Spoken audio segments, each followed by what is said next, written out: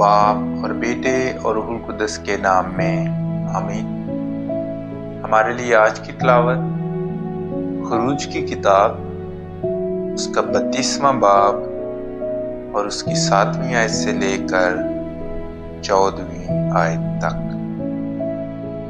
تب خداوند نے موسیٰ سے کہا، جا نیچے اتر، کیونکہ تیرے لوگ جنہیں تو مصر سے باہر نکال لایا بگڑ گئے ہیں، اس راہ پر سے جس پر چلنے کا میں نے انہیں حکم دیا۔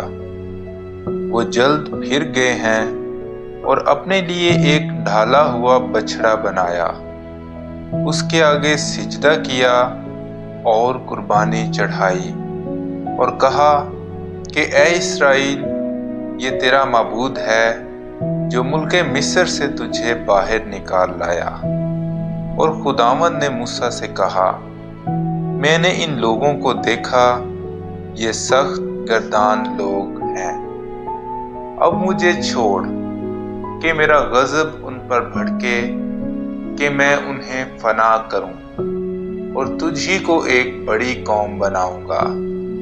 تب موسیٰ نے خداوند اپنے خدا سے منت کر کے کہا، اے خداوند، ان لوگوں پر تیرا غضب نہ بھڑکے، جنہیں تو ملک مصر سے اپنی بڑی قوت اور طاقتور ہاتھ سے نکال لایا۔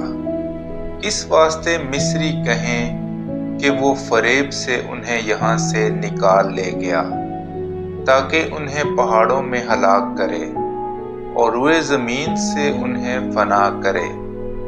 اپنے غضب کی شدت سے پھر اور اپنی قوم سے یہ بدسلوکی دور کر، اور اپنے بندوں ابراہیم اور اسحاق اور یعقوب کو یاد کر، جن سے تو نے اپنی ذات کی قسم کھا کر کہا کہ میں تمہاری نسل کو آسمان کے ستاروں کی طرح بڑھاؤں گا، اور سب زمین جس کی بابت میں نے کہا تمہاری نسل کو عطا کروں گا، سو وہ ابد تک اس کے وارث ہوں گے۔